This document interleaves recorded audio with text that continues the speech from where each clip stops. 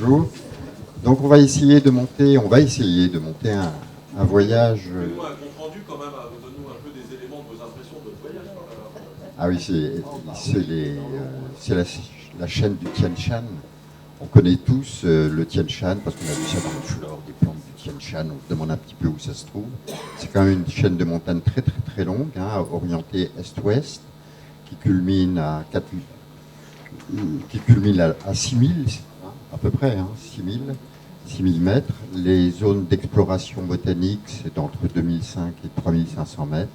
Donc il y a essentiellement une flore alpine. Il y a aussi beaucoup de ligneux. On a découvert avec Jacques un sorbus tienshanica exceptionnellement beau, avec une écorce qui était passée à la sphère brune, une très très très belle plante. J'espère que tu l'as conservée à Nantes. Donc on a imaginé de faire un voyage beaucoup plus élargi. Là on était uniquement 3 avec les botanistes kazakhs, qui sont fort sympathiques, qui ont eu une vodka le soir qui est excellente. C'est important quand même. Des petits plaisirs. Donc de faire ça l'année prochaine, fin mai, après les grandes fêtes des plantes, pour que les pépiniéristes puissent venir avec nous, hein, pour organiser ça pour 4-5 voitures, donc une vingtaine de personnes. On fait ça un petit peu à la route, hein, on s'en fiche un petit peu des piscines et des spas dans les hôtels le soir, c'est pas le but. Le but, c'est d'aller herboriser du matin au soir et puis de se faire plaisir, avec les plantes et de se faire plaisir d'être ensemble. Ça me semble essentiel. Toujours le même truc, quoi, hommes et plantes. Je ne sais pas qui a été pondre ce titre-là, mais il est tellement bien justifié. Alors, des tulipes à foison, pas facile à déterminer, mais beaucoup de tulipes botaniques, hein, c'est pas des grandes tulipes, les tulipes hollandaises. Hein. Quand vous demandez aux gens d'où viennent les tulipes, elles vous disent de Hollande, ben non, elles viennent du Kazakhstan. Des érémurus, plein de plantes extraordinaires, beaucoup de plantes alpines. Jacques ?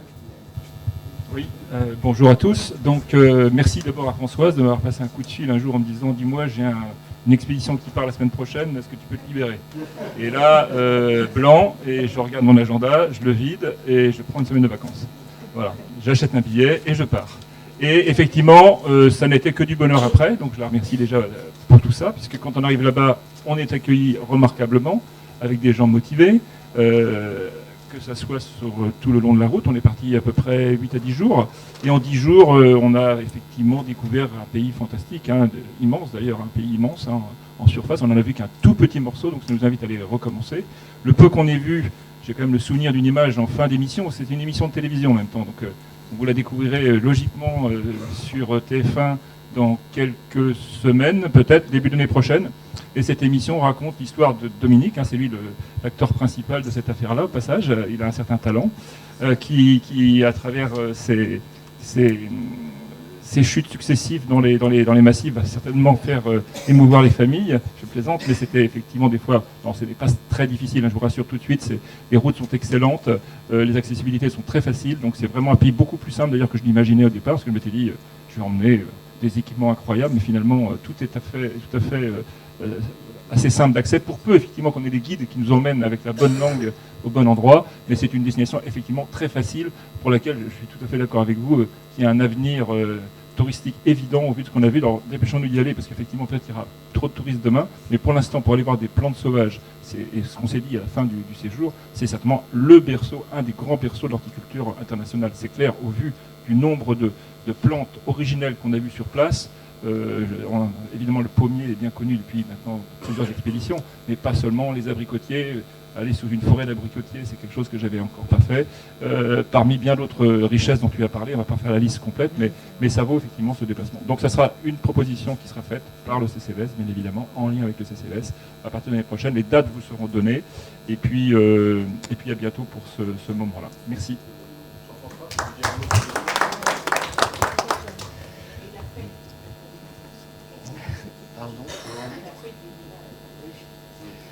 Alors, moi, j'ai pas eu le même climat. Vous êtes au mois de février, donc il y avait beaucoup de blanc. On a eu de la chance, on y était une semaine. On a eu grand soleil, tout tous les jours.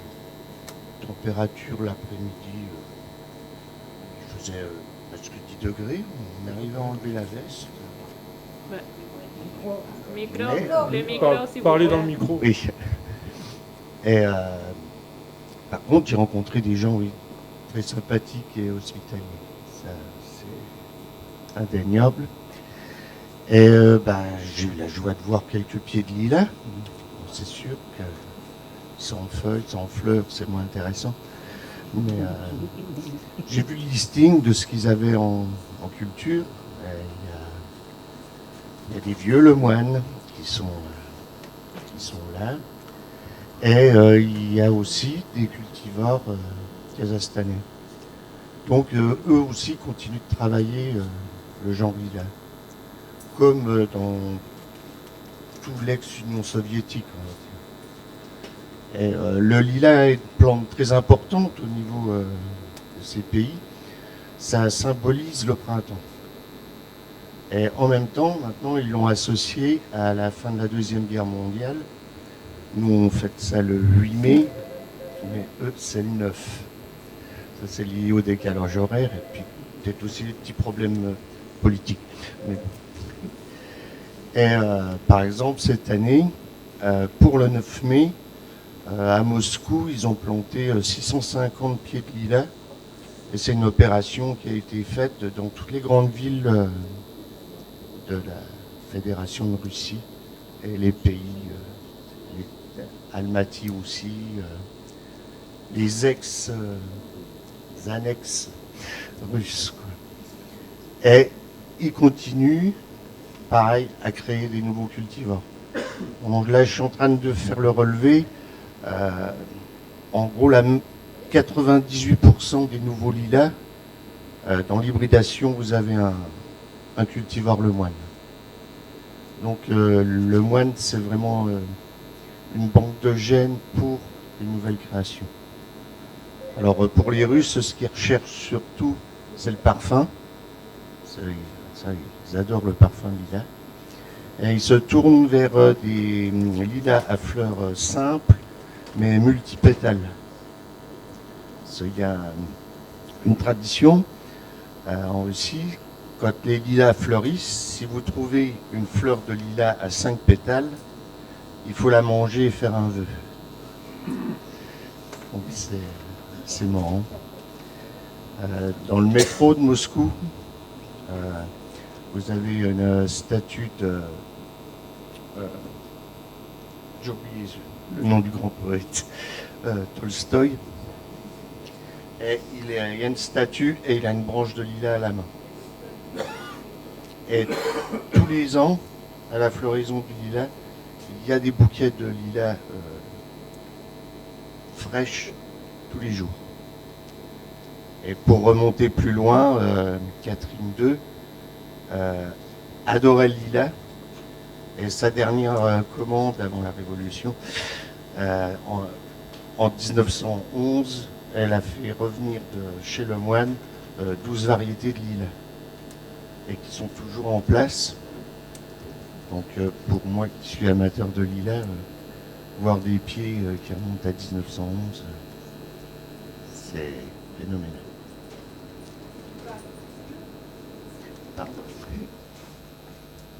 Et les futurs, vous avez vu comme on a tant de projets, on n'arrive pas systématiquement à tout mettre en place, mais évidemment est prévu dans les échanges scientifiques avec le jardin botanique et d'Astana au nord, très froid, et d'Almaty au sud, un peu plus tropical, des échanges, c'est-à-dire on va s'échanger les lemoines qui sont là-bas depuis 1911 et les lemoines qui sont ici et qui n'ont pas.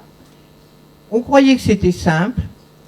Vous avez vu 10 ans de collaboration pour arriver, et je vous en remercie, Madame l'ambassadrice, pour arriver à ce que un vice-président du président de la République ont d'autres soucis en tête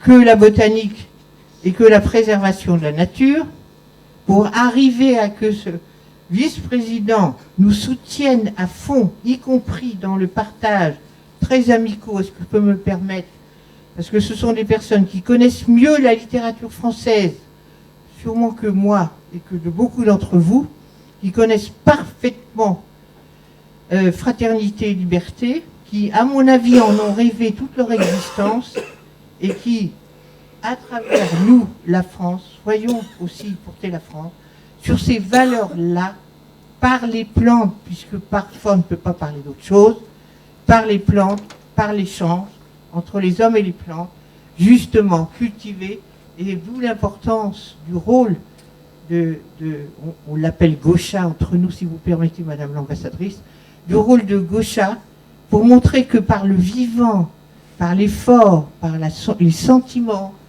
on porte la culture française, ça nous importe aussi, mais on doit découvrir la culture du Kazakhstan. Sachez, quand on parle liberté et fraternité, 130 peuples déplacés se retrouvent au Kazakhstan. Gaucha, je m'en excuse, mais 130 peuples déplacés se retrouvent au Kazakhstan, tous et toutes avec des histoires dures, vers les frontières allemandes qui ont bougé, du coup vous vous retrouvez une fois au Kazakhstan, une fois en Russie, une fois et puis durs, tous les goulags. Ce qui fait que quand on est attentif à l'autre, comme on est attentif à nos plantes, qu'on les regarde, qu'on les aime, et réciproquement, on s'aperçoit qu'en étant attentif à l'autre, ils ont des histoires extraordinaires à nous raconter. Et l'histoire du lilas, elle est quand même pas banale, puisque la fête de la paix, et en France et au Kazakhstan, c'est aussi des grandes fêtes, la réjouissance, le renouveau, et j'espère avec les valeurs françaises qui nous tiennent tant à cœur. Donc je trouvais que c'était très important que Madame l'ambassadrice soit là, et que on est hommes et plantes, donc on est plantes et hommes, et on est sur des valeurs, regard sur l'autre et transmission.